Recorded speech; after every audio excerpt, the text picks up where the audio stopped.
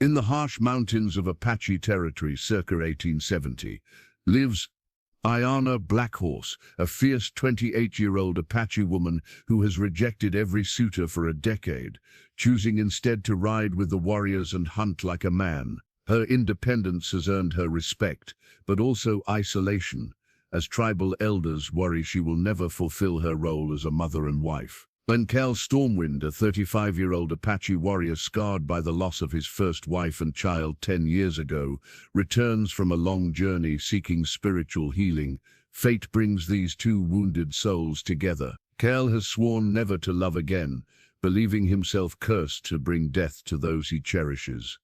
Their first meeting is explosive, a clash of wills that ignites something neither expected. When circumstances force them into an arranged marriage to strengthen tribal alliances, Aiyana shocks everyone, including herself, by declaring she will bear him 10 sons by winter, a promise that will test the limits of love, faith, and the healing power of two hearts, learning to trust again. This is a story of redemption, the courage to love after loss, and the sacred bonds that bind not just two people, but an entire community fighting to preserve their way of life. Listen well, for this is a tale that the mountain winds still whisper on cold nights, when the spirits of our ancestors dance around the sacred fires. The morning sun cast long shadows across the rocky terrain of the Charaka mountains as Aiyana Blackhorse urged her paint mare up the treacherous cliff path. Her long black hair flew behind her like a war banner, and her deskin riding dress clung to her lean frame as she leaned forward,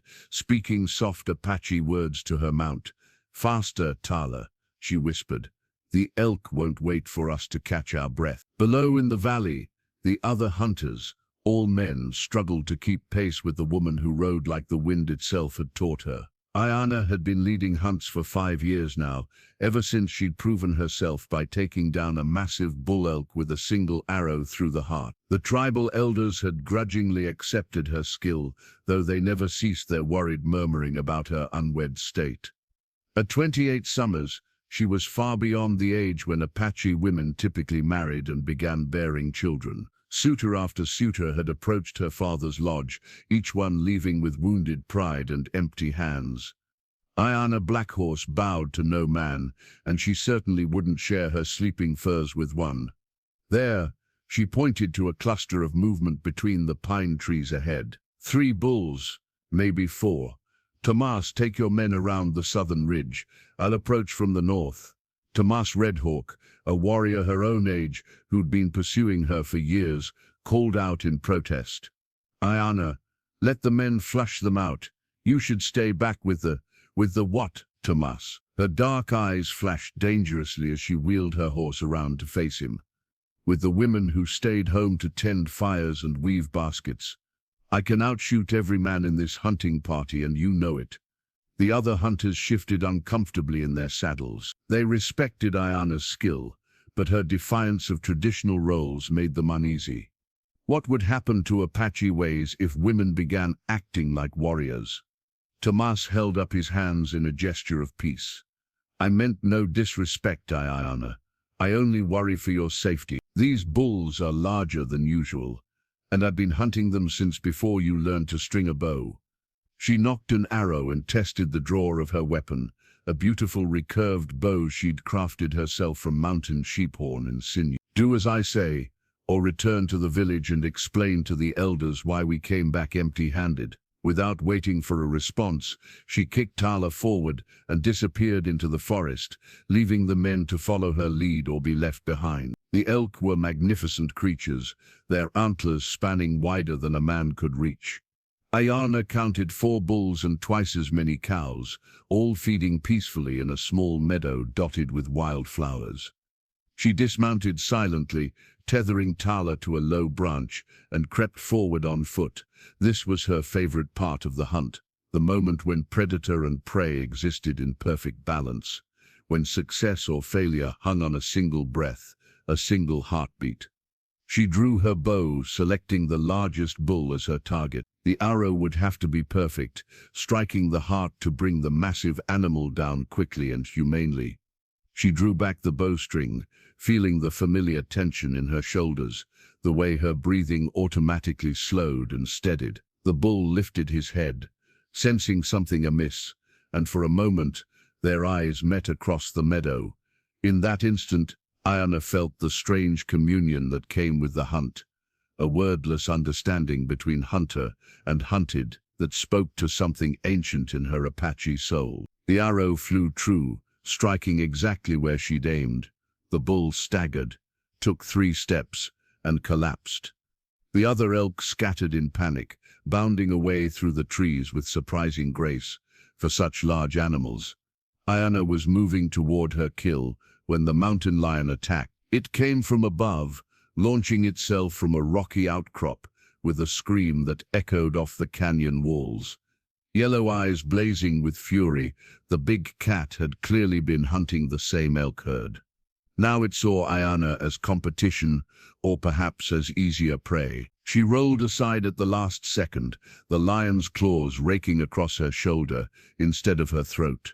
Pain flared through her arm, but she ignored it, drawing her knife as the cat spun to face her again. Blood dripped from its muzzle, and she realized it was wounded, desperate, which made it even more dangerous.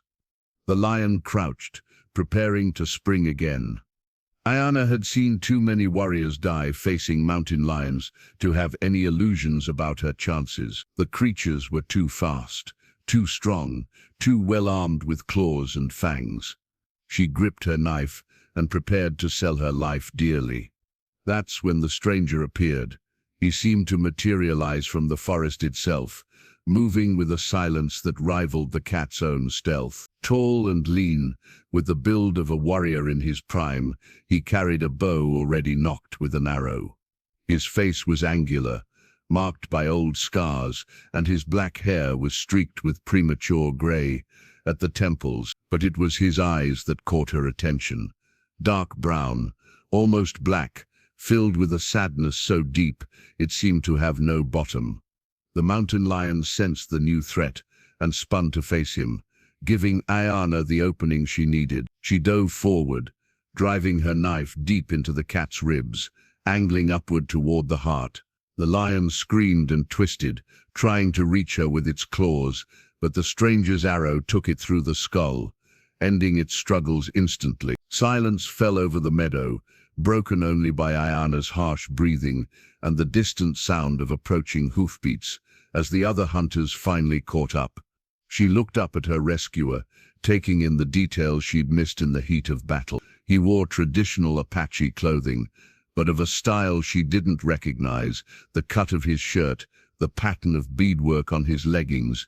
Most striking were the scars that crisscrossed his exposed forearms and the ritual scarification on his chest, visible through the open neck of his shirt. This was a warrior who had seen many battles and survived them all.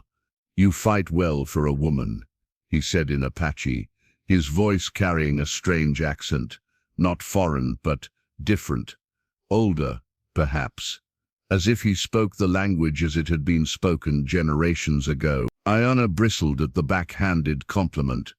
"I fight well for a hunter. My sex has nothing to do with it." The stranger's mouth quirked in what might have been a smile. "Forgive me, I meant no offense. It has been a long time since I've seen a woman take on a mountain lion with nothing but a knife. And it has been no time at all since I've heard a man make assumptions about what women can and cannot do." She stood, wincing as the movement pulled at her wounded shoulder. "I am Aiyana Blackhorse, daughter of Joseph Blackhorse, of the Circa band." "And you are?" "Kael Stormwind," he replied after a long pause, as if the name tasted strange on his tongue. "Of the Mescalero band, original." The hesitation puzzled her, but before she could ask about it, Tomas and the other hunters burst into the meadow, weapons drawn and ready for battle. They pulled up short when they saw the dead mountain lion and the stranger standing beside Aiyana. "Are you hurt?" Tomas demanded, his eyes flickering suspiciously between Aiyana and Kael. "We heard the cat scream." "A scratch, nothing more," Aiyana replied, though the wound on her shoulder was throbbing and she could feel blood seeping through her dress. "This warrior came to my aid," Tumas studied Kael with obvious distrust. "I don't know you, stranger. What brings you to Chiricahua territory?" "I seek your chief, Kachisa's son," Kael replied formally. "I bring word from the spirits of the sacred mountain." The hunters exchanged glances. Talk of spirits and sacred mountains could mean many things: prophecy, vision quest, or simply the ravings of a man too long alone in the wilderness. But there was something about this Kael Stormwind that commanded respect, despite their suspicion. "Chief Nyack will want to hear your words," said Enrique Lightfoot, the eldest of the hunters. "You may ride with us back to the village." Kael nodded his acceptance, then turned back to Aiyana. "Your shoulder needs tending. Mountain lion claws carry infection." She wanted to argue, to insist she was fine, but the wound was deeper than she'd initially thought. Already she could feel fever beginning to build in her body. "I can tend to myself." "No doubt you can," Kael agreed. "But you shouldn't have to." Before she could protest, he was at her side, examining the wounds with gentle, practiced hands. His touch sent an unexpected shiver through her that had nothing to do with fever or pain. When was the last time a man had touched her with such tenderness? When was the last time she'd allowed one to try? "The bleeding has mostly stopped," he murmured, his breath warm against her ear. "But these need to be cleaned properly and stitched." "Do you have medical supplies with your hunting party?" "Some," she admitted grudgingly. "But I can." "You can accept help when it's offered," he said firmly, meeting her eyes. "Pride is a fine thing, Aiyana Blackhorse, but it's poor compensation for a septic wound." Something in his tone, not condescending, not commanding, but simply matter-of-fact, made her nod acceptance. She watched as he moved to his horse, a powerful black stallion that stood quietly despite the scent of blood and death in the air. From his saddlebags, he retrieved a pouch of medical supplies that was more complete than what most warriors carried. "You've done this before," she observed, as he began cleaning her wounds with practiced efficiency. "Too many times," he replied quietly. "War leaves many wounds that need tending." "What war?" "We've been at peace with the Americans for—" "Not all wars are fought with the white man," Kael interrupted, his hands stilling for a moment. "Sometimes the greatest battles are the ones we fight within ourselves." There was such pain in his voice that Aiyana found herself studying his face more carefully. The scars, the premature gray in his hair, the haunted look in his dark eyes. This was a man who carried deep wounds, ones that went far beyond anything that could be stitched closed. "There," he said, finishing the bandaging. "That should hold until we reach your village. But you'll need proper healing herbs and rest if you want it to heal clean." "Thank thee," she said, surprised to find she meant it. I owe you my life." Kael was already moving away, gathering his belongings. "You owe me nothing. Any warrior would have done the same." But Aiyana wasn't so sure. There had been something in the way he'd appeared, as if the mountain itself had sent him to her aid, and the way he'd fought, moving with a deadly precision that spoke of more than just training. It was instinct, as if violence and death were old companions of his. As the hunting party prepared to return to the village with their kill, Aiyana found her gaze returning again and again to the mysterious warrior named Kael Stormwind. Who was he really? What had brought him to their territory? And why did she feel as if her life had somehow changed in the space of a single heartbeat? The mountain lion's blood was already soaking into the earth, returning to the cycle of life and death that governed all things. But some encounters, Aiyana suspected, left marks that no amount of time could erase. The wind shifted, carrying with it the scent of pine and distant rain. Storm clouds were gathering over the peaks, and she wondered if they were an omen of things to come. The old ones say that some souls carry the weight of many lifetimes, and when such spirits meet, the very earth trembles with the force of their collision. The Chiricahua village, nestled in a hidden valley like a secret, kept by the mountains themselves. Smoke rose from cooking fires, and the sounds of daily life, children laughing, women grinding corn, men working leather, drifted on the afternoon breeze. But as the hunting party approached with their stranger in tow, An unusual quiet fell over the settlement. Aiyana noticed how people stopped their work to stare at Kael Stormwind.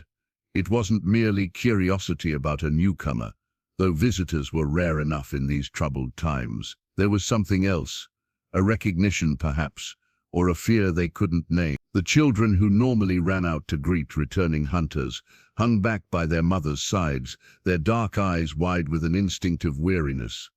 "Word travels fast," Tomas murmured, riding close to Aiyana's side. "Look how they watch him." Indeed, the entire village seemed to have turned out, but they maintained their distance, forming a loose circle around the hunting party as they rode toward the chief's lodge. Aiyana caught fragments of whispered conversation in the Apache tongue. "Rides like death itself. Seen him before, in dreams. The scarred one, the prophecy spoke of." "What prophecy?"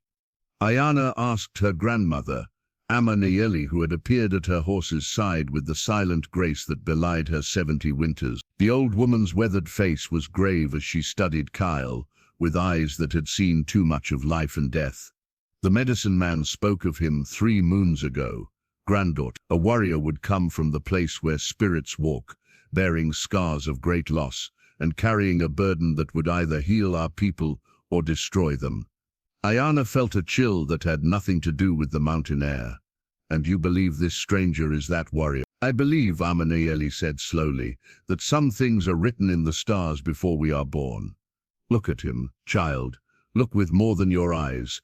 Aiyana did look, and what she saw troubled her more than any prophecy. Kael sat his horse with the easy grace of a born warrior, but there was a weight to his stillness, as if he carried invisible chains. When he turned his head, scanning the crowd that watched him, she caught a glimpse of something terrible in his dark eyes, guilt so deep it had carved permanent lines around his mouth, sorrow that seemed to age him beyond his years. Chirfnesh emerged from his lodge, flanked by the tribal council. Tall and dignified, with the bearing of a man who had inherited leadership in difficult times, he wore his authority like a well-fitted garment. But even he seemed affected by the stranger's presence, his usual composed expression flickering with something that might have been recognition. "Welcome, warrior," Neshi said formally. "I am Neshi, son of Kuchis, chief of this band. Our hunters tell me you seek audience with me." Kael dismounted with fluid grace and approached the chief, but stopped at the proper distance for a formal greeting. "I am honored, Chief Neshi. I am Kael Stormwind, and I come bearing a message from the sacred mountain." "Which sacred mountain?" asked Antonio Morales, the medicine man, stepping forward with his staff of office adorned with feathers and bones.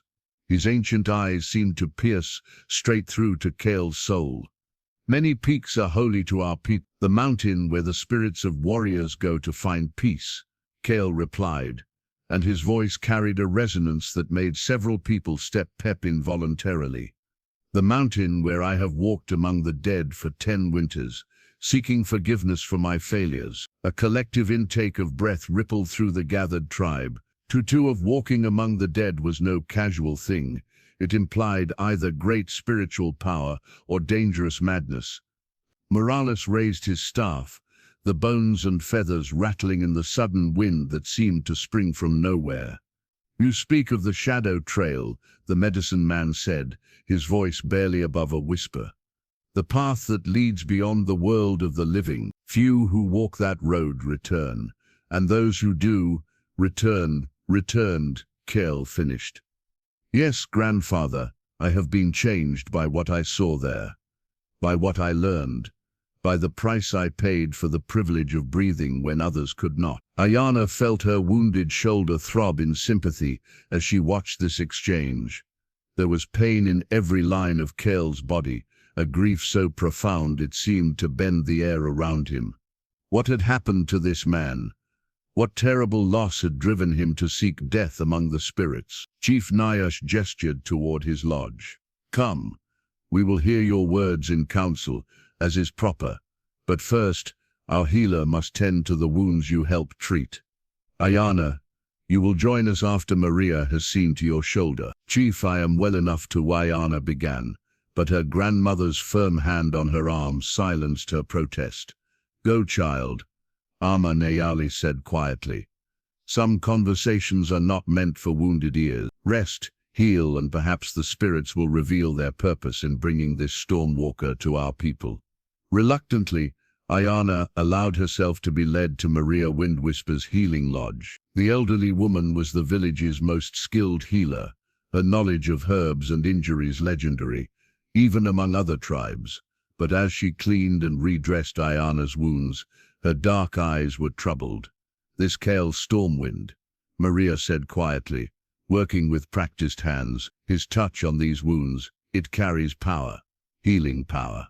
But also something else." "What kind of something else?" Aiyana tried to ignore the way her skin tingled where Kael's hands had touched her earlier. Maria was silent for a long moment, mixing a poultice of herbs that would prevent infection. "Death, child. He has been so close to death for so long that it clings to him like smoke clings to a fire. But not his own death. Others, many others. This is a man who has lost everything he ever loved." "How can you know that from touching bandages?" "I am old, Aiyana. I have seen many warriors return from battle, from vision quests, from the dark places where men go to find themselves or lose themselves entirely. This one," Maria shook her head, "this one has been to the darkest place of all, and somehow found his way back. The question is why? What brought him home to the world of the living?"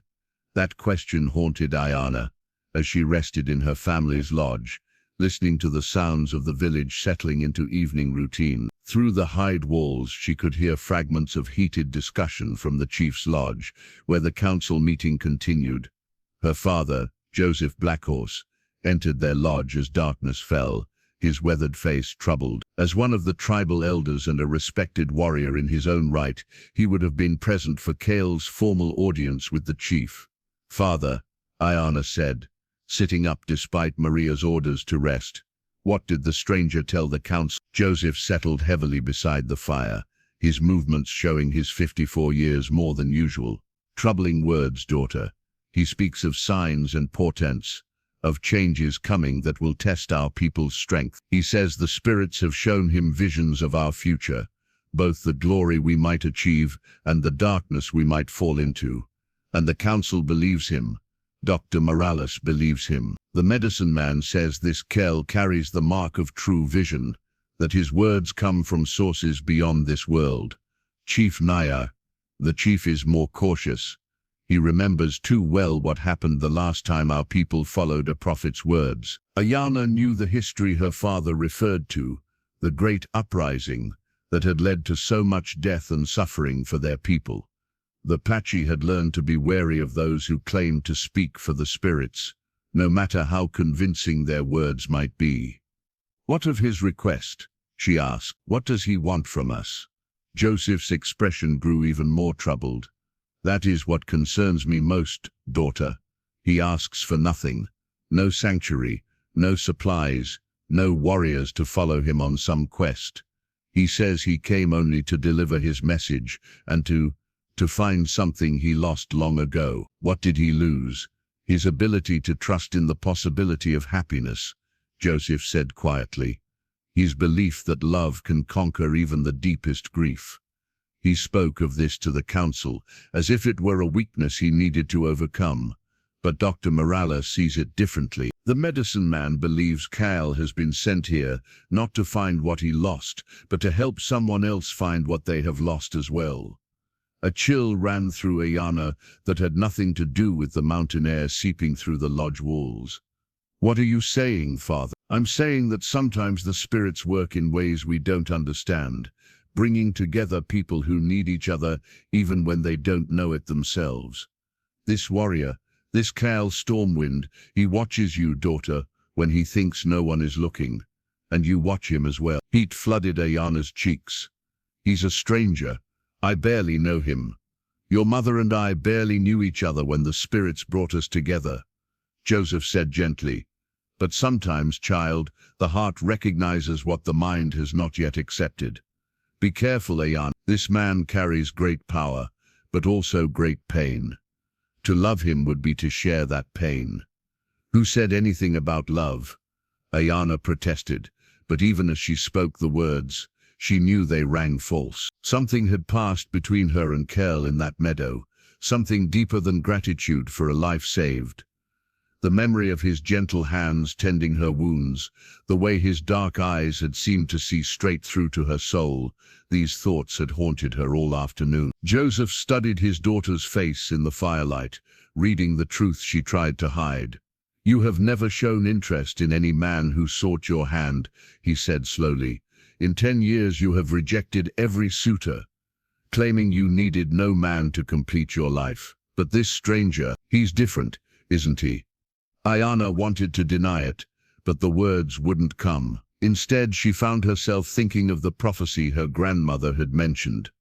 The medicine man's vision of a warrior who would either heal their people or destroy them. Was Kael that warrior? And if so, what role was she meant to play in whatever was coming? Outside, the night sounds of the village had settled into their familiar rhythm. The occasional cry of a baby, the murmur of conversations around evening fires, the soft snicker of horses in their corral. But underneath it all, Aiyana thought she could hear something else, the whisper of change in the mountain wind, the rustle of fate adjusting its plans to accommodate the arrival of a man who walked among the dead and lived to speak of it. Sleep, when it finally came, brought dreams of dark eyes filled with ancient pain and strong hands that could heal wounds both seen and unseen. And in those dreams, a voice that sounded suspiciously like her grandmother's whispered, "Some storms, child, are meant to change the very shape of the land. They say that when 2 wild cats meet in the forest, they circle each other for hours, neither willing to show weakness, neither able to walk away." Such was the way of Aiyana and Kael in those early days. 3 days had passed since Kael's arrival, and the village had settled into an uneasy rhythm around his presence. He had been given a lodge at the edge of the settlement, close enough to be part of the community, far enough to maintain the careful distance that seemed to surround him like morning mist. Each dawn found him at the practice grounds, moving through combat forms with a deadly precision that drew silent observers, despite their weariness. Aiyana watched him from her family's lodge as she prepared for the day's hunt. Her shoulder had healed remarkably quickly. Maria attributed it to Kael's skilled first aid, though the healer's knowing look suggested she suspected something more. The other women had begun to whisper about the way Aiyana's eyes followed the mysterious warrior, but she ignored their gossip with the same determination she'd always shown.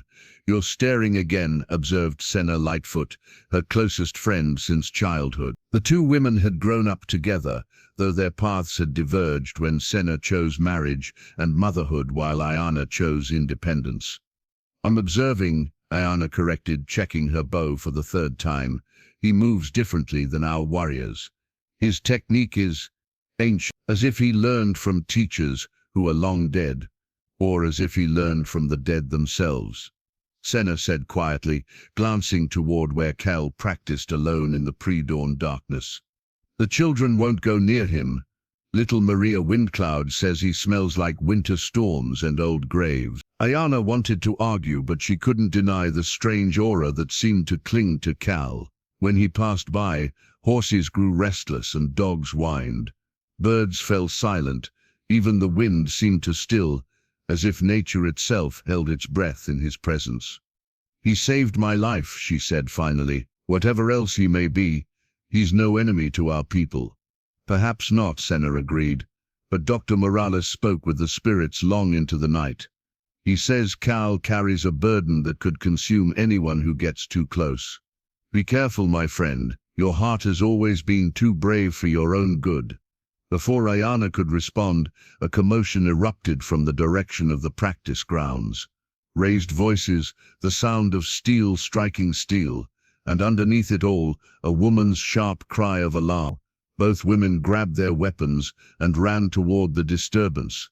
They arrived to find a circle of warriors surrounding what appeared to be a serious sparring match. In the center, Kael faced off against Waquian Strongbear, one of the tribe's most respected fighters, and not coincidentally, one of Aiyana's most persistent former suitors. The 2 men circled each other, with knives drawn, both breathing hard, both bleeding from minor cuts. "What's happening here?" Chief Naya's voice cut through the morning air as he strode into the circle, his expression thunderous. The stranger insulted our ways, Jaqin panted, never taking his eyes off Kael. He dares to suggest that our warriors are weak, that our women need protection we cannot provide. Aiyana felt a surge of anger. Is this true? She demanded, stepping into the circle despite Senna's restraining hand on her arm. Did you call our warriors weak? Kael lowered his knife but didn't sheath it, his dark eyes meeting hers with an intensity that made her breath cat-ass. I said that warriors who spend their time trying to cage eagles instead of learning to fly with them will find themselves defenseless when the real storms come. The insult was subtle but unmistakable, and several warriors stepped forward with hands on their weapons. Jaqin's face darkened with rage. You dare! I dare speak truth, Kael interrupted, his voice carrying that strange resonance that seemed to come from somewhere beyond the world of the living. I have seen what becomes of people who mistake tradition for wisdom, who confuse protecting their loved ones with controlling them. Spirits showed me villages where the strongest women were forbidden to fight, and those villages fell to enemies who cared nothing for tradition. And I suppose you think our women should ride to war like men? Jaqin sneered. Kael's gaze shifted to Aiyana, and she saw something flicker in his dark eyes, not challenge but curiosity. I think your women should be free to choose their own paths, as the Creator intended. A warrior's strength comes from the heart, not from what lies between their legs. The crude reference sent a ripple of shock through the gathered crowd, but Aiyana found herself oddly pleased by his bluntness. Too many men spoke in flowery euphemisms when discussing women's roles, as if direct language might somehow contaminate their delicate ears. Then perhaps, she said loudly, stepping fully into the circle, you would care to test that theory. I challenge you to single combat, Kael Stormwind. Let us see if this woman warrior measures up to your standards. The crowd erupted in excited murmurs. Challenges between men and women were rare, but not unheard of among the Apache, though they were usually ceremonial affairs with blunted weapons. The dangerous edge in Aiyana's voice suggested she had something more serious in mind. Kael studied her for a long moment, his expression unreadable. You're still healing from the mountain lion's claws. It would be unfair.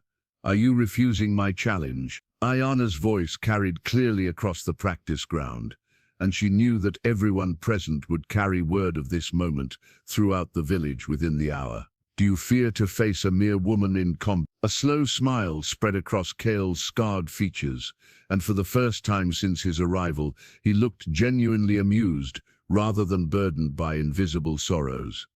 I fear many things, Aiyana Blackhorse, but your skill with weapons is not among them. He sheathed his knife and moved to the weapon rack, selecting a pair of practice staves, long wooden poles used for training that could deliver bruising blows without causing permanent damage. He tossed one to Aiyana, who caught it with easy grace. First blood or yield? He asked formally. First blood, she replied without hesitation, ignoring the worried murmurs from the crowd. Few people had ever drawn blood from Aiyana in practice combat, and those who had were warriors with decades of experience. They began to circle each other, staves held in guard position. Aiyana had been trained in stars fighting since childhood. It was considered appropriate for women to learn, unlike sword work or archery for war. But her teachers had included some of the finest warriors in the tribe, and she had pushed herself to master techniques that most women never learned. Kael moved like liquid shadow, his staff weaving patterns in the air that seemed almost hypnotic. There was something eerily familiar about his style, as if she'd seen it before in dreams or visions.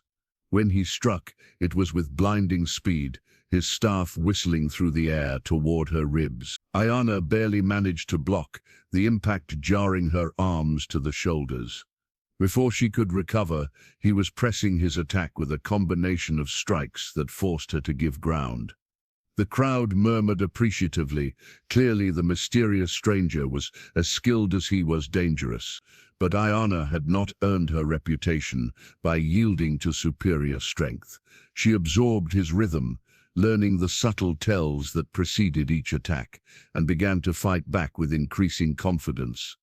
Her staff work was more fluid than his, less brutally efficient, but more adaptable. Where he used power, she used speed. Where he relied on technique, she trusted instinct. The battle raged back and forth across the practice ground, neither fighter able to a decisive advantage. Sweat beaded on both their faces, despite the cool mountain air, and their breathing grew labored as the combat stretched on.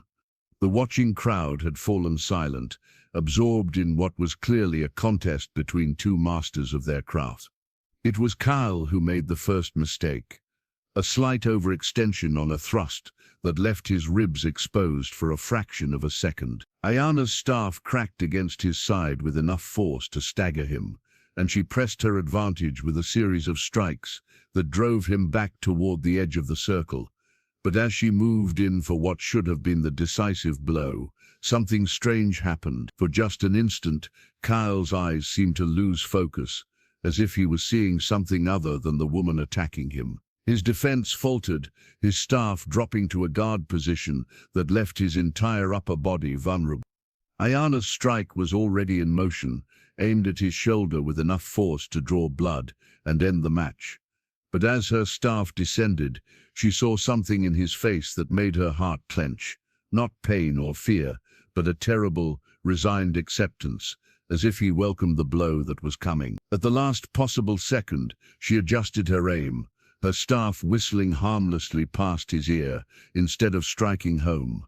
The sudden change in direction threw her off balance, and she stumbled, her guard dropping just as Kael seemed to snap back to awareness. His staff swept her legs, sending her crashing to the ground with him looming over her, his weapon poised at her throat.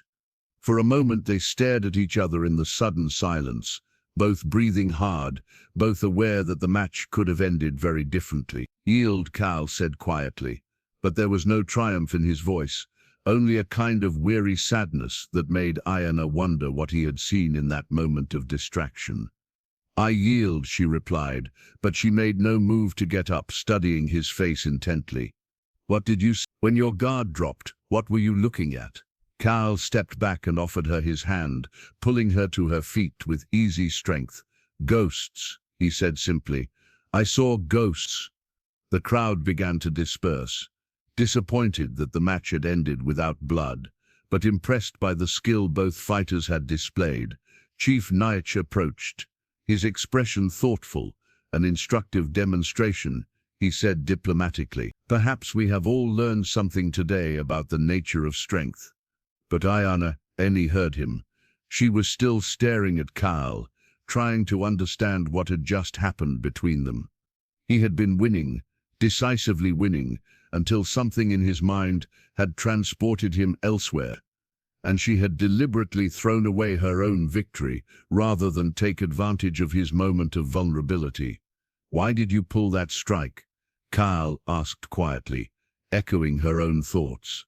"You had me beat." "Because," she said, surprising herself with the honesty of her answer, "victory won without honor is no victory at all. Whatever demons you were fighting in that moment, they weren't mine to exploit." Something shifted in Kael's dark eyes, a crack appearing in the wall of isolation he kept around himself. "You fight with more than skill, Aiyana Blackhorse. You fight with wisdom. Your enemies should fear you for that alone." As he walked away, staff in hand, Aiyana found herself wondering if he had meant the compliment, or if he had been warning her about the battle that was yet to come. For she was beginning to understand that the war being fought here was not just between tradition and change, or between the living and the dead. It was between two hearts that had learned to fear hope, and the dangerous possibility that together they might find the courage to heal. There are wounds that bleed inward, pooling in the secret chambers of the heart until they poison the very soul. Such wounds can only be healed by one who has walked the same dark path and found their way back to the light. The sacred pool lay hidden deep in the mountains, accessible only by a treacherous path known to the tribe's holy men and a few trusted others. Fed by an underground spring that never ran dry, Its waters were said to carry healing properties that went beyond the physical realm. It was here that Aiyana came each full moon to pray to the spirits of her ancestors and seek guidance for the challenges ahead. She had not expected to find Kael already there. He knelt at the water's edge in the pale moonlight, his scarred torso bare, his head bowed in what appeared to be deep meditation or prayer. But as Aiyana drew closer, she realized he was speaking, not to the spirits, but to someone only he could see. "Forgive me, Itzel." His voice carried across the still water, thick with anguish. "I should have been there. I should have protected you both." Aiyana froze, torn between retreat and the growing need to understand this mysterious man who had disrupted her carefully ordered world. The name Itzel meant rainbow, in the old tongue, clearly a woman's name, a wife perhaps. The mother of the child he had mentioned losing. "The fever took you so quickly," Kael continued, his voice breaking. 3 days, and you were gone. Both of you gone. I couldn't even hold her before she followed you to the spirit world. My daughter, my little Aiyana." The shock of hearing her own name on his lips made Aiyana gasp aloud. Kael spun toward the sound, his hand instinctively reaching for a weapon that wasn't there, his dark eyes wild with the look of a man caught in his most private moment of grief. "You," he breathed, rising slowly to his feet. "How long have you been there?" "I'm sorry," Aiyana stammered, stepping back. "I come here to pray each full moon. I didn't know I should leave." "Wait." The words stopped her, as surely as if he had grabbed her arm. "Please, don't go." Something in his tone, raw, vulnerable, stripped of all the careful control he usually maintained, kept her rooted in place. In the moonlight, without his shirt, she could see the full extent of the ritual scarification that covered his chest and arms. But these weren't the proud war markings she had assumed. They were mourning scars, carved deep into his flesh in a pattern she recognized from the most ancient burial rites. "Itzel was your wife," she said quietly. "It wasn't a question. My wife, my heart, my reason for breathing." He moved to the water's edge again, staring into its dark depths, as if he could see the faces of the lost reflected there. "We were married 7 winters when the fever came to our village. She was carrying our first child, a daughter we planned to name after the most beautiful thing we could imagine. Aiyana," she whispered. "Rainbow." "Yes, but the fever, it took them both within days of each other. Itzel died giving birth too early, and the babe, my little rainbow, lived only long enough for me to hold her once. To whisper her name and promise her I would find a way to join her and her mother in the spirit world." The pieces of the puzzle began falling into place with terrible clarity. "That's why you walked the shadow trail. You were seeking death." Il laughed, but there was no humor in the sound, only bitter self-mockery. "For 10 years I courted death in every way I could imagine. I threw myself into battles where no man should survive. I walked into the territory of the most dangerous spirits, begging them to take me. I even climbed to the highest peak in winter, stripped naked, and waited for the cold to claim me. But you lived. I lived. No matter what I did, no matter how I tempted fate, I lived. And each morning that I woke, still breathing, was another betrayal of the family I had failed to protect." He turned to face her fully, and in the moonlight she could see the tears streaming down his scarred cheeks. "Do you know what it's like to be cursed with life, when everyone you love has been blessed with death?" Aiyana felt her own eyes burning with unshed tears. She had always wondered what could drive a man to seek the shadow trail, that legendary path between the world of the living and the realm of the dead. Now she understood, not just the mechanics of grief, but the soul-deep agony that could make death seem like mercy. "The spirits wouldn't take you because your time wasn't finished," she said, moving closer to him across the rocky ground. "There was still something you needed to do. So the medicine men told me. But what purpose could justify 10 years of wandering like a ghost among the living?" His voice rose, echoing off the stone walls of the hidden canyon. "What great destiny awaits a man who couldn't even protect his own family?" Aiyana reached the water's edge, close enough now to see the way his muscles trembled with suppressed emotion. Without thinking, she reached out and touched one of the mourning scars on his chest, a deep, deliberate cut that had been carved with ceremonial precision. "Maybe," she said softly, "your purpose is to teach someone else that survival isn't betrayal. That living isn't dishonoring the dead." Kael's breath caught at her touch, his dark eyes searching her face in the pale light. "And why would you think that?" "Because you named your daughter after me."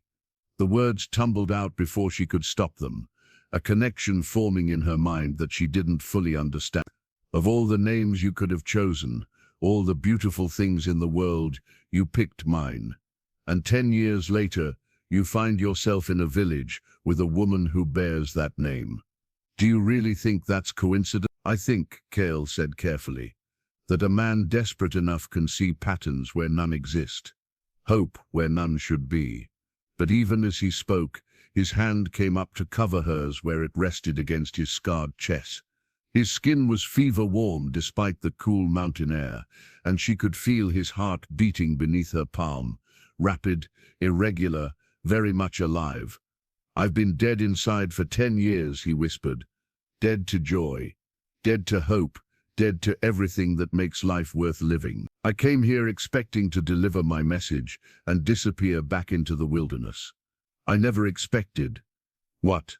"I never expected to find someone who could make me remember what it felt like to want to live." The confession hung between them like a bridge, waiting to be crossed. Aiyana felt her own heart racing as she realized the magnitude of what he was offering her. Not just his story, but his trust, his vulnerability, his carefully guarded hope that maybe, just maybe, healing was possible. "The fever that took your family," she said, her voice barely above a whisper. "It wasn't your fault. I was away, hunting. If I had been there, you would have died with them." Her fingers moved across his chest, tracing the mourning scars with gentle precision, "and their deaths would have meant nothing instead. You survived to carry their memory, to honor their lives by living your own. You speak as if it's that simple. It is that simple, and it's that impossible." She looked up into his dark eyes, seeing the war that raged there, between despair and desperate hope. "I've spent 10 years refusing to let any man close to my heart because I was afraid of losing my independence." "You've spent 10 years refusing to let anyone close because you were afraid of losing them to death." "We're both cowards," Kael Stormwind. He laughed again, but this time there was a note of genuine humor in it. "You're calling me a coward? The woman who just took on a mountain lion with nothing but a knife." "Physical courage is easy," Aiyana replied. "It's emotional courage that requires true strength. The courage to love someone knowing they might leave you. The courage to hope for happiness knowing it might be taken away.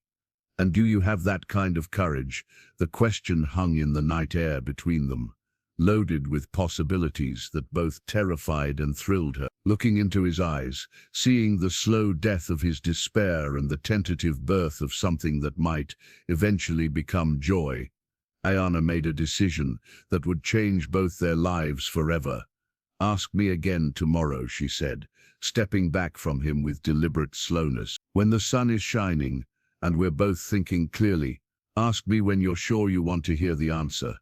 She turned to leave, but his voice stopped her at the edge of the clearing. "Aiyana, yes, thank you, for listening, for not running away." She looked back at him, standing alone by the sacred pool, with moonlight painting his scars silver and hope struggling to life in his dark eyes.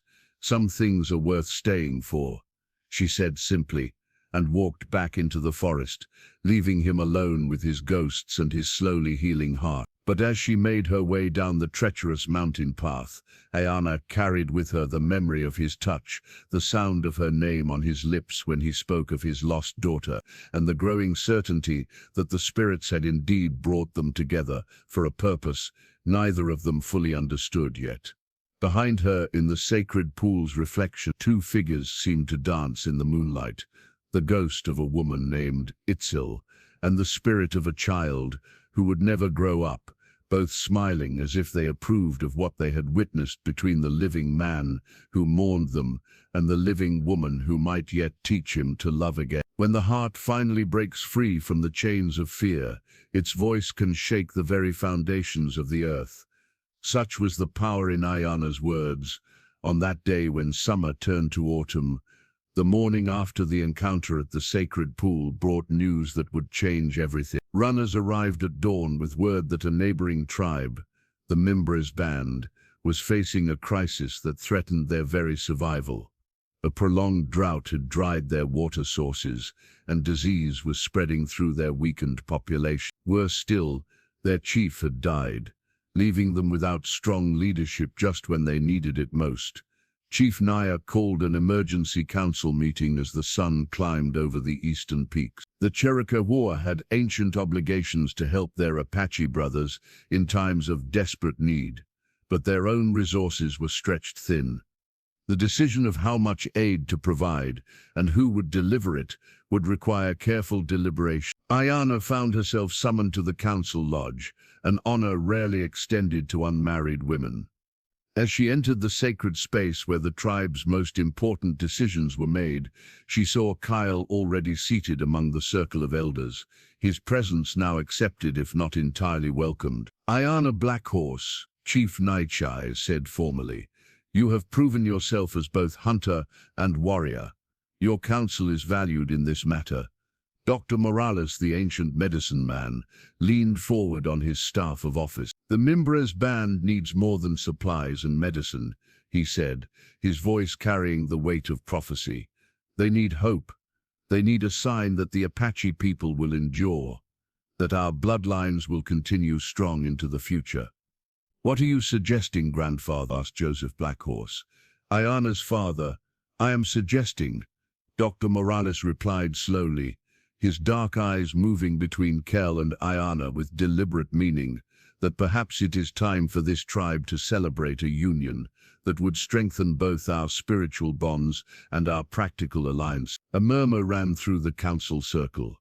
Marriage alliances between bands were common, but the medicine man's tone suggested something more significant than a simple diplomatic arrangement.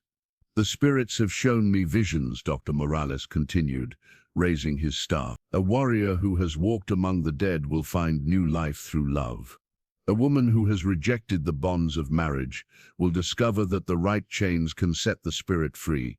Rather than binding it, together they will create a legacy that will echo through generations." Aiyana felt heat flood her cheeks as every eye in the council lodge turned toward her. Beside her, Kael sat perfectly still, but she could sense his tension like a coiled spring. "You speak in riddles, medicine man," she said carefully. "If you have something specific to propose, speak plainly." Dr. Morales smiled, his weathered face creasing like ancient leather. "I propose that Kael Stormwind and Aiyana Blackhorse be joined in marriage before the next full moon. Their union will be a symbol of hope to the Mimbres people, proof that even in the darkest times, love can triumph over despair." The suggestion hit the council like a thunderclap. Several elders began speaking at once, their voices rising in excitement, concern, and outright objection. Through the chaos, Aiyana heard fragments of heated debate, unprecedented for an unmarried woman to have such a choice. "Stranger among us for less than a week. Medicine man's visions have never led us astray, could strengthen our ties with other bands if properly arranged." "Enough!" Chief Naich's voice cut through the arguments like a blade. "This decision cannot be made by the council alone. The two people in question must speak for themselves." All eyes turned to Kael and Aiyana. The silence stretched taut as a bowstring, filled with expectation and barely contained tension. Finally, Kael spoke. "I am honored by the medicine man's words," he said carefully, "but I cannot make such a decision lightly. Marriage is sacred, not a tool for diplomacy or symbol-making. If Aiyana Blackhorse were to consent to such a union, it would have to be for her own reasons, not the tribe's." "And what would those reasons be?" asked Joaquin Strongbear, the warrior who had challenged Kael to combat days earlier. "What could you offer her that our own men cannot?" Kael's dark eyes found Aiyana's across the circle, and she saw in them the same vulnerability he had shown her at the sacred pool. "I can offer her understanding," he said quietly. "I can offer her a man who knows the value of independence because he has lived without connections for too long. I can offer her someone who will never try to cage her spirit because he knows what it's like to have his own soul trapped in darkness." "Pretty words," scoffed Enrique Lightfoot. "But what about children? What about the future of our bloodline? She is past the age when most women begin bearing sons." The insult struck like a physical blow, but before Aiyana could respond, Kael was on his feet, his hand on his knife hilt. The temperature in the lodge seemed to drop 10 degrees as his voice took on that otherworldly resonance that marked him as touched by the spirit realm. "Speak carefully, warrior," he said, each word sharp as winter wind. "You question the fertility of a woman who runs with wolves and hunts like thunder across the mountains. You doubt the strength of bloodlines that could produce such a daughter. Choose your next words with more wisdom than you chose them." The threat was unmistakable, and several warriors reached for their own weapons. But Chief Nich raised his hand for peace before violence could erupt. "Enough," he commanded. "This council will not be turned into a battlefield. Aiyana Blackhorse, the question before us requires your answer. Will you consider marriage to this man for the good of the tribes?" All eyes turned to her, and Aiyana felt the weight of expectation, tradition and destiny pressing down like mountain stones. In that moment, she thought of her conversation with Kael the night before. His pain, his hope, his desperate need for redemption. She thought of the child who had died bearing her name, of the wife who had loved him enough to follow him into death, of the 10 years he had spent trying to join them. But most of all, she thought of the question he had asked. "Do you have that kind of courage? The courage to love someone knowing they might leave you?" She rose slowly, her movements deliberate and controlled despite the storm of emotions raging in her chest. When she spoke, her voice carried clearly to every corner of the lodge. "I have heard the medicine man's proposal," she said. "I have heard the council's debate. I have heard the arguments for duty, for diplomacy, for the good of the tribes. But you have not heard what I think of this matter." Chief Nich nodded. "Speak, daughter. Your voice will be heard." Aiyana turned to face Kael directly, ignoring the other men in the circle. Her heart hammered against her ribs like a trapped bird, but her voice remained steady. "You ask if I will marry you for the good of the tribes," she said. "But that is not the question that matters. The question is whether I will marry you because my heart calls to yours across the darkness we have both carried for too long." Kael's breath caught audibly, and she saw hope kindle like flame in his dark eye. "You have walked among the dead for 10 years, she continued, her voice growing stronger with each word.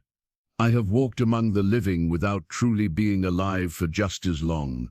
We are both ghosts, Kael Stormwind, haunting the edges of a life we're afraid to embrace fully." She stepped forward, closing the distance between them until she stood directly before him, close enough to see the rapid pulse at his throat. The way his scarred hands trembled slightly at his sides. "But if you will have me," she said, her voice dropping to a whisper that somehow carried to every corner of the silent lodge, "if you will take a wife who rides like the wind and fights like a warrior, who may never learn to weave baskets or grind corn with proper patience." Her voice began to rise, gaining power and certainty with each word. "If you will accept a woman who speaks her mind and follows her own path, who will stand beside you as an equal partner rather than behind you as a shadow." Now she was nearly shouting, her voice ringing with a passion that made the very air in the lodge vibrate with emotion. "Then I swear to you, Kael Stormwind, before these witnesses and the spirits of our ancestors, by winter, I'll bear you 10 sons." The words exploded from her lips with such force that several of the elders actually fell backward. The promise was so audacious, so impossible, so magnificently defiant of everything reasonable, that for a moment the entire council sat in stunned silence. 10 sons, by winter. It was physically impossible. No woman could bear 10 children in the space of a few months. But the way Aiyana spoke, with such fierce conviction and blazing determination, made it sound less like a promise than a prophecy. Kael stared at her as if she had just declared her intention to capture the sun and moon. His mouth opened, closed, opened again without sound. When he finally found his voice, it was barely above a whisper. "Aiyana, what are you saying?" "I'm saying yes, you fool," she laughed, tears streaming down her face, as the words poured out of her like water from a broken dam. "I'm saying I love you, and I don't care if it's impossible or impractical or completely insane. I'm saying I would rather spend 1 year as your wife than 100 years safe and alone." The lodge erupted in chaos. Some elders cheered, others protested, and several seemed too shocked to react at all.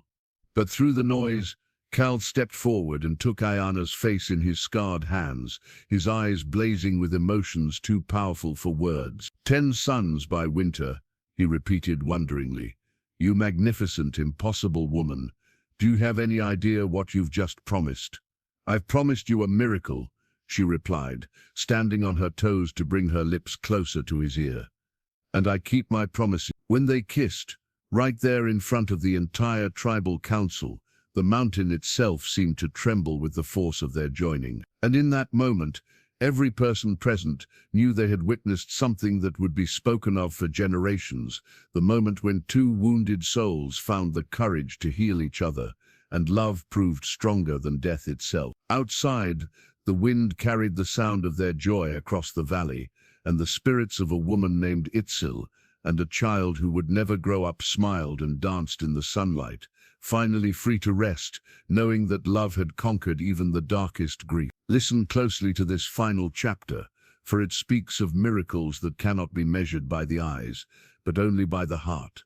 Some promises are kept in ways the mind cannot fathom, but the soul understands perfectly. The wedding ceremony took place 7 days later, beneath the sacred cottonwood tree that had witnessed the vows of countless Apache couples through the generations. But never had it witnessed a celebration quite like this one, for word of Aiyana's impossible promise had spread far beyond the Chiricahua village, bringing visitors from 3 neighboring bands to witness what many called either the greatest love story or the most magnificent folly in Apache history. Aiyana wore her grandmother's wedding dress, dusk and decorated with intricate beadwork that told the story of women who had loved deeply and lost gracefully. Her long black hair was braided with eagle feathers and sacred herbs, and around her throat she wore a necklace of turquoise stones that caught the afternoon sunlight like captured pieces of sky. Kael stood beside her in traditional wedding regalia, his scarred chest painted with symbols of renewal and rebirth. The mourning scars that had marked him for 10 years were now covered with fresh paint that spoke not of death, but of life returning to barren ground. His eyes, when they met hers across the ceremonial circle, held a peace she had never seen there before. Dr. Morales performed the ceremony with the gravity befitting such an occasion. As he bound their hands with braided cord and spoke the ancient words that would join their souls for all eternity, the old medicine man's voice carried unusual power. "Before the spirits and the people you pledge to walk together through all the seasons of life," he intoned, his staff raised toward the 4 directions. "Through the winter of sorrow and the spring of joy, through the summer of passion and the autumn of wisdom. What the Creator has joined, let no earthly force divide." "What the Creator has joined," the crowd repeated in unison, "let no earthly force divide." When the ceremony was complete and the feast begun, the celebration continued long into the night. But as autumn deepened toward winter and the first snows began to dust the mountain peaks, whispers began to follow the newly married couple through the village. "Where are the signs?" people asked. "Where is the proof of her promise?" For Aiyana's belly remained flat as ever, showing no hint of the miraculous pregnancy that would be required to fulfill her vow of bearing 10 sons by winter. Some villagers shook their heads sadly, believing the passionate young woman had let her heart make promises her body could not keep. Others whispered cruelly that she had spoken out of desperation, knowing that impossible vows could never be held accountable. But Kael never questioned, never doubted, never showed anything but complete faith in his wife's words. When concerned friends approached him privately, suggesting that perhaps Aiyana had spoken metaphorically, he would simply smile with a serenity that confounded them all. "My wife keeps her promises," he would say quietly. "In ways that surpass understanding, she keeps them all." As the first major snowfall of winter blanketed the village, tragedy struck the neighboring Mimbres band with renewed force. A flash flood had destroyed what remained of their food stores, and now children were dying of starvation while their parents made impossible choices about who would eat and who would go hungry. Chief Naisha called another council meeting to discuss what aid could be provided. But the harsh reality was that the Charika, themselves, had barely enough to survive the coming winter. To share their supplies might save some Mimbres' lives, but it could doom their own people to slow starvation. It was then that Aiyana stood before the council with a proposal that stunned them all. "Send 10 of our strongest young men to the Mimbres band," she said, her voice carrying the same conviction that had marked her wedding vow. "Not as temporary aid, but as permanent members of their tribe. Let them take Charika, wives if they choose, but let them pledge their lives to rebuilding what the flood destroyed." The council erupted in protest. To send away 10 young men, the tribe's future, seemed like madness. These were warriors in their prime, hunters and protectors, whose absence would weaken the Charika significantly. "Why?" demanded Joaquin Strongbear. "Why would you ask us to sacrifice our own young men?" Aiyana looked at her husband, and Kael nodded encouragingly, understanding beginning to dawn in his dark eyes. "Because," she said softly, "the Mimbres people are our people. Their children are our children. Their future is our future, and when we send our young men to save them, we are not losing sons. We are gaining them." Dr. Morales leaned forward on his staff, his ancient eyes bright with sudden comprehension. "You would claim the Mimbres as family, make their survival our triumph." "I would do more than that," Aiyana replied, her voice growing stronger. "I would formally adopt 10 of their young men into our clan. I would take them as my sons in the eyes of the spirits, give them the protection of our name and the strength of our bloodline." The proposal was unprecedented. Adoption was a sacred separation usually reserved for orphaned children, not grown warriors. But as the implications sank in, the council began to murmur with excitement rather than protest. "10 sons," whispered Joseph Blackhorse, Aiyana's father. "You promised 10 sons by winter, and I will deliver them," Aiyana said firmly. "Not from my womb, but from my heart. Not through birth, but through choice. 10 young men who will carry our name into the future, who will strengthen both bands through the bonds of chosen family." Chief Naya studied her with new respect. "You would make yourself mother to grown warriors. Take responsibility for their actions, their honor, their future." "I would," Aiyana replied without hesitation, "as would my husband. If he is willing to be father to sons we did not sire, but chose to claim." Kael rose slowly, his scarred face radiant with pride and love. "I am willing," he said, his voice carrying across the lodge like a prayer, "to father sons through love rather than blood, to build a legacy through choice rather than chance. I am more than willing." The decision was put to a formal vote, and the motion carried unanimously. Within days, a delegation set out for the Mimbres territory, carrying not just supplies but an offer that would change both tribes forever. The ceremony that followed was unlike anything in Apache memory. 10 young Mimbres warriors, ranging in age from 16 to 25, knelt before Aiyana and Kael in the ceremonial lodge. Each had volunteered for adoption, understanding that they would be leaving their birth families to become sons of the Chiricahua. Morales performed the ancient rites of spiritual adoption, painting each young man with symbols that marked them as children of Aiyana Blackhorse and Kael Stormwind. As he worked, he spoke their new names, names that honored both their Mimbres heritage and their Chiricahua future. "Miguel Stormwind," he intoned, painting the forehead of a young warrior whose skill with horses was already legendary. "Son, of Aiyana and Kael, brother to all Chiricahua.